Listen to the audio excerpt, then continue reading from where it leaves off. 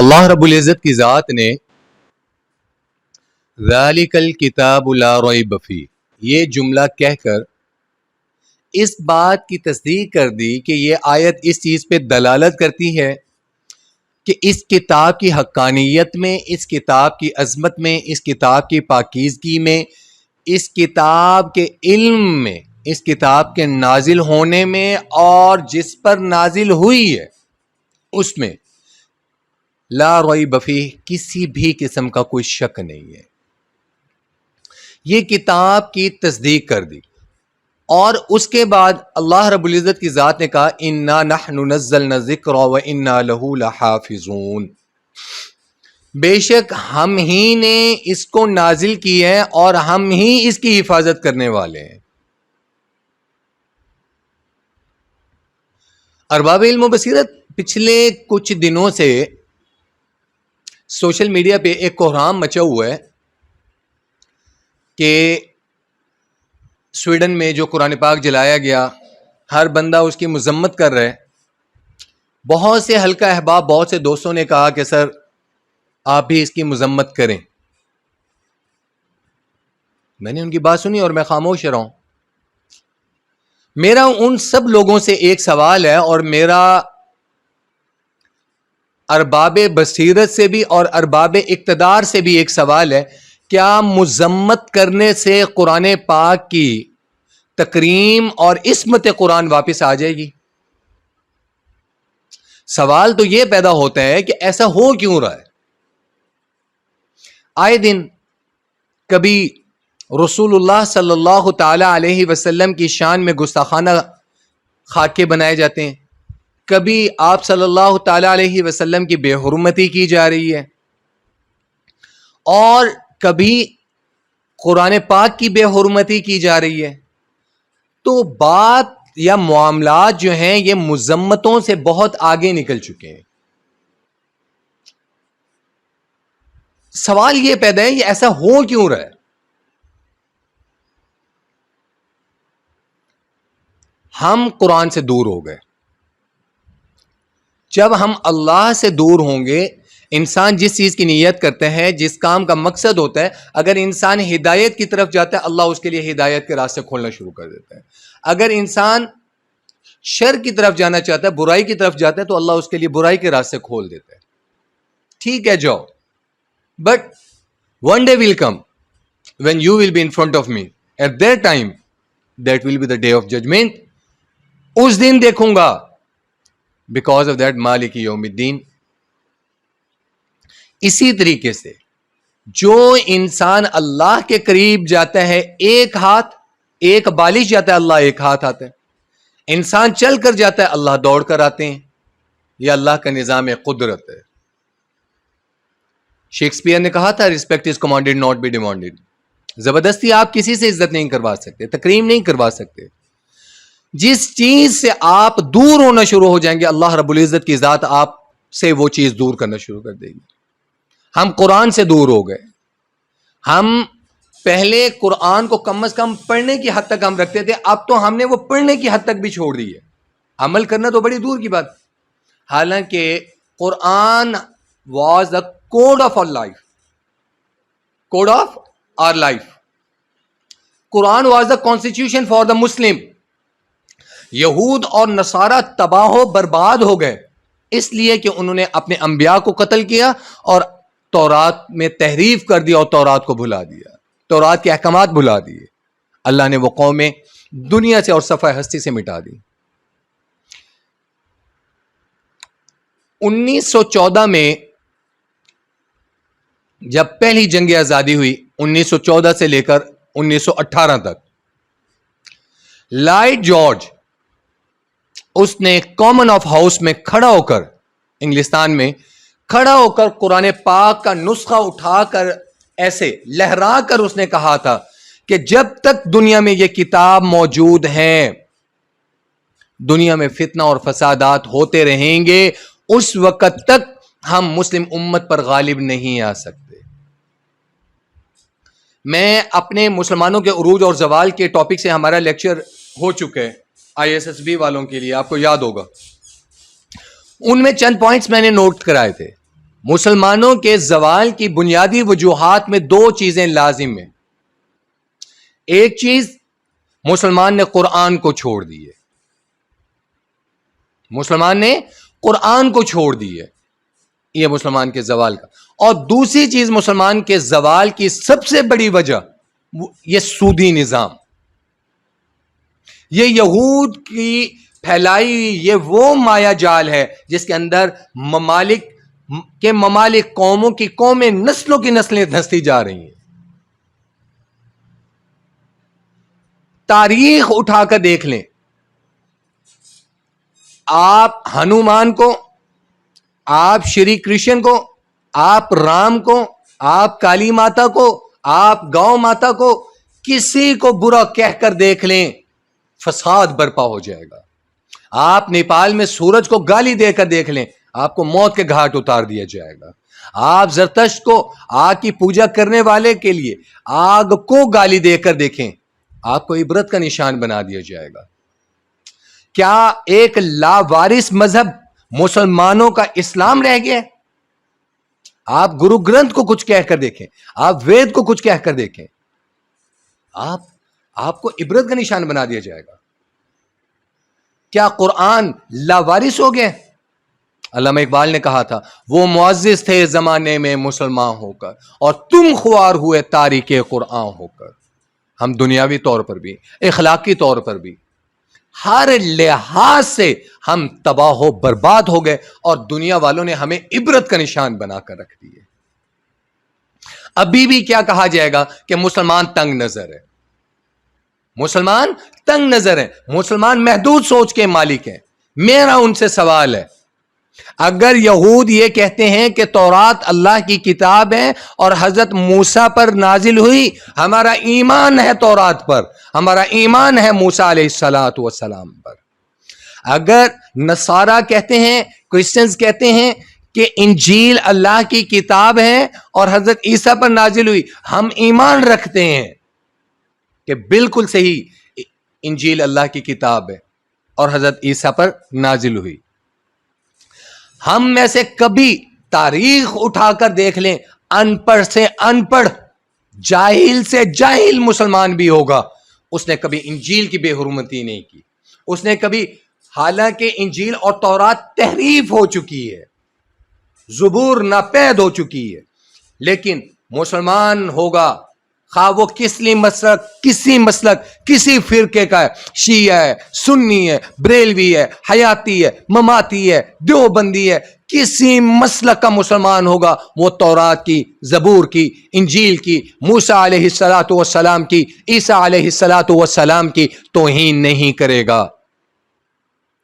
لیکن ہم ان کو ایک بات کہتے ہیں، جب بات خاتم النبیین صلی اللہ تعالی علیہ وسلم کی آتی ہے، نبوت کے اختتام کی آتی ہے، ختم نبوت کی بات آتی ہے، نبوت کے بعد ختم ہونے کی آتی ہے، نبوت کی تصدیق اور مہر لگنے کی بات آتی ہے، تو وہ محمد الرسول اللہ صلی اللہ تعالی علیہ وسلم کی بات آ جاتی ہے. یہ بات تم نہیں مانتے، جبکہ ہم تمہارے رسول کو بھی مانتے ہیں، تمہاری کتابوں کو بھی مانتے ہیں.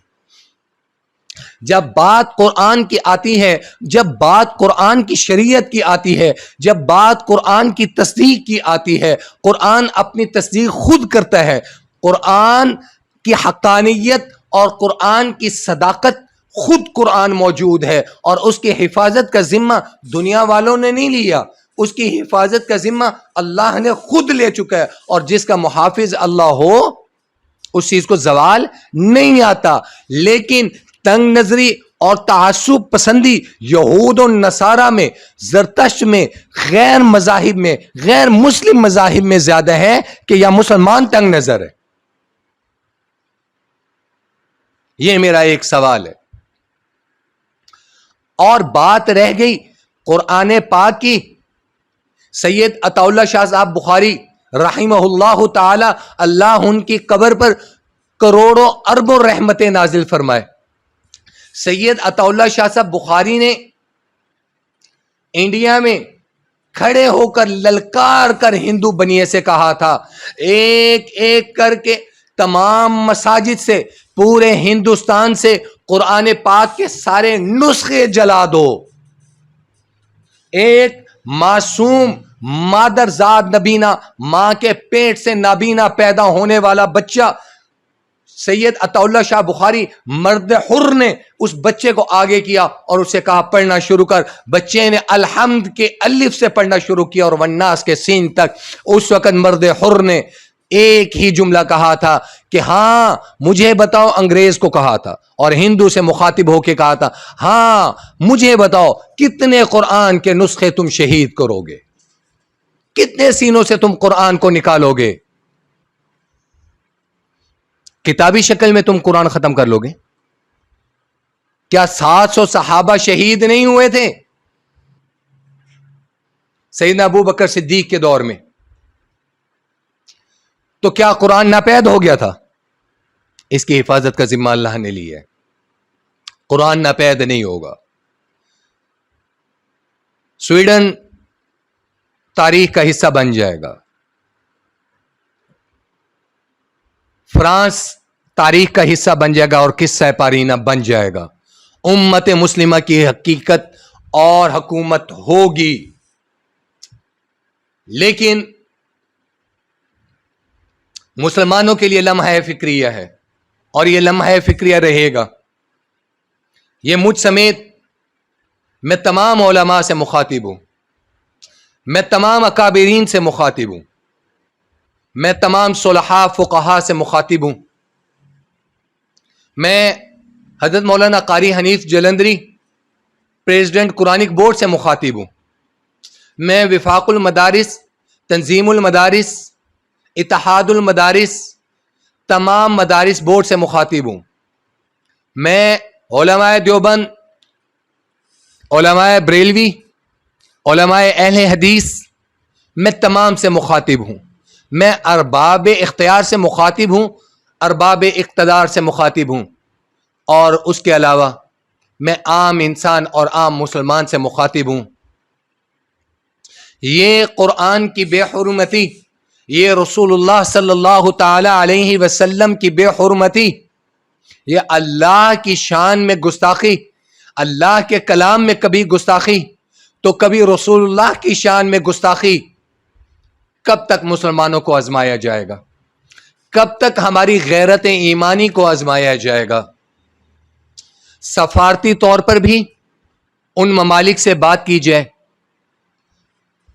اور اگر وہ ممالک اس کو انفرادی فعل قرار دے کر اس چیز سے مبرہ ہونا چاہتے ہیں تو ان لوگوں کو بتایا جائے کہ پاکستان میں، بنگلہ دیش میں، افغانستان میں، انڈیا میں، دیگر تمام ممالک، مسلم ممالک میں اگر کسی کے انفرادی فعل کو بیس بنا کر آپ لوگ پوری امت مسلمہ کو داغدار کر دیتے ہو تو اس وقت بھی یہ سوچ ذہن میں رکھو کہ یہ انفرادی فعل ہے، اجتماعی فعل نہیں ہے. اس وقت بھی اپنے ذہنوں میں یہ رکھو کہ اس میں حکومتیں ملوث نہیں ہیں، اس میں اکابرین ملوث نہیں ہیں. کسی ایک مولوی، کسی ایک امام، کسی ایک داڑھی والے کے ذاتی فعل کو تم تمام علماء سے جوڑ دیتے ہو، کسی ایک شخص کے فعل کو تمام امت مسلمہ کے ساتھ جوڑ دیتے ہو، اور مسلمانوں کے خلاف ایک طوفان بدتمیزی کھڑا کر دیتے ہو. اگر مسلمانوں کی غیرت ایمانی جاگ گئی، اگر مسلمانوں کی غیرت اور حمیت جاگ گئی اور اقبال کا تصور خود ہی جاگ گیا اور اقبال کا شاہین بیدار ہو گیا، تو پھر یہود اور نصارہ کو اس روئے ارض پر منہ چھپانے کی جگہ نہیں ملے گی. مسلمان اور مذہب اسلام امن اور سلامتی کا درس دیتا ہے.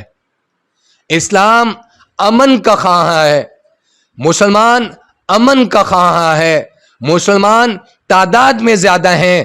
آج اگر ہم کمزور ہیں تو وہ ہمارے ذاتی مسئلوں مسائل کی وجہ سے ہیں، اور اس پر بھی مسلم امت کو سوچنا چاہیے کہ ہم یہ جو مسلکی تفرقی اختلافات ہیں، ایسے مواقع پر یکجان ہونا پڑے گا، یک قالب ہونا پڑے گا، اور غیرت اور حمیت کا تقاضا ہوگا۔ مسلم، سنی، شیعہ، اہل حدیث، بریلوی، دیوبندی، حیاتی، مماتی، ہر طرح کے مسائل، ہر طرح کے فرقوں کو اور ہر طرح کے مسلکی اختلافات کو پس پش رکھنا ہوگا اور ملت واحدہ کا تصور پیش کرنا ہوگا۔ ارباب اختیار بھی OIC میں اس ایشو کو ریز کریں، UNO میں اس ایشو کو ریز کریں، اور متفقہ طور پر ایک جامع پالیسی اور ایک متفقہ، جیسے پاکستان میں قوانین موجود ہیں کہ آل رسول کی شان کی گستاخی کے حوالے سے، اصحاب اہل بیت کی گستاخی کے حوالے سے، رسول اللہ صلی اللہ تعالی علیہ وسلم کی شان کے حوالے سے ختم نبوت کے قوانین موجود ہیں۔ اسی طریقے سے انٹرنیشنل لیول پر بھی، انٹرنیشنل لاز میں بھی، انٹرنیشنل قوانین میں بھی ایسے قوانین ہونے چاہیے کہ کوئی مذہب، کوئی شخص، کوئی ملک، کوئی قوم، کوئی نسل امت مسلمہ کو آزمائے نہیں۔ اور میں مسلمان نوجوانوں سے اور مسلم امت سے آخری بات کرنا چاہتا ہوں، یہ کبھی رسول اللہ کی شان میں گستاخی کر کے، کبھی ختم نبوت میں گستاخی کر کے، کبھی قرآن پاک کی بے حرمتی کر کے، یہ ٹیسٹنگ ٹرائل ہو رہا ہے۔ دیکھا جا رہا ہے کہ مسلم امت میں غیرت کتنی ہے، یہ دیکھا جا رہا ہے کہ مسلمانوں کی غیرت کا کیا تقاضا ہے، کتنا جوش، جذبہ اور ولولہ موجود ہے۔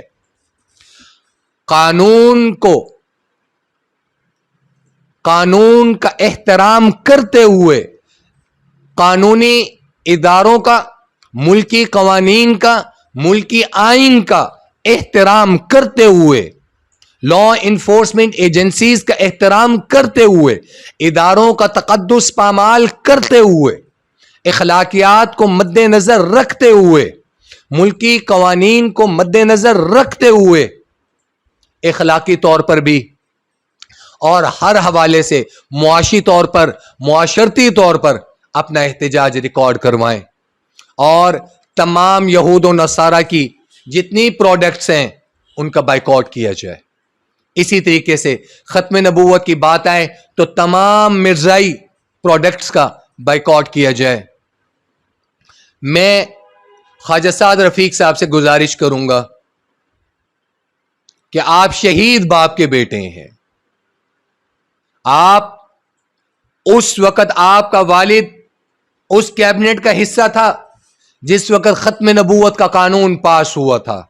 میں حضرت مولانا فضل الرحمان حافظہ اللہ تعالی، اللہ آپ کی حفاظت فرمائے، میں آپ سے بھی گزارش کروں گا کہ ساری زندگی حضرت مولانا مفتی محمود رحمہ اللہ تعالی نے عصمت قرآن اور ختم نبوت کا پہرا دیا ہے۔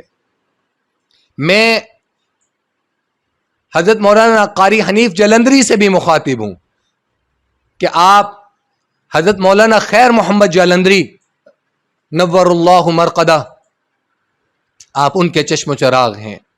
میں تمام اکابرین سے بات کروں گا، تمام مسالک سے بات کروں گا کہ پرامن طریقے سے قانون کے مطابق، آئین کے مطابق اپنا احتجاج ریکارڈ کروایا جائے، اور اللہ رب العزت کی ذات ہم مسلمانوں کو غیرت، حمیت، ایمانی تقاضا، ایمانی جذبہ نصیب فرمائے کہ ہم اسلامی اقتدار، اسلامی اقدار، اسلامی شاعر کے تحفظ کے لیے یکجا ہو سکیں اور اکٹھے ہو سکیں. اور میں تمام امت سے، تمام قوم سے، تمام پاکستانیوں سے مخاطب ہوں کہ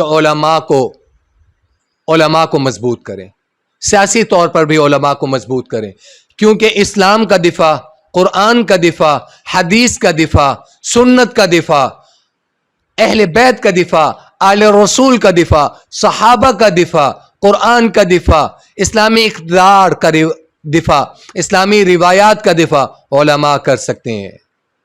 یہ سوشلسٹ نہیں کر سکتے. اللہ رب العزت کی ذات عمل کی توفیق نصیب فرمائے. اللہ رب العزت کی ذات ہم سب کو غیرت ایمانی نصیب فرمائے. وآخر دعوانا ان الحمد للہ رب العالمین.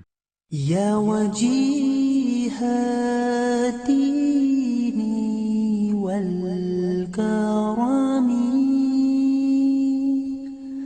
وحلیف العلم والحکم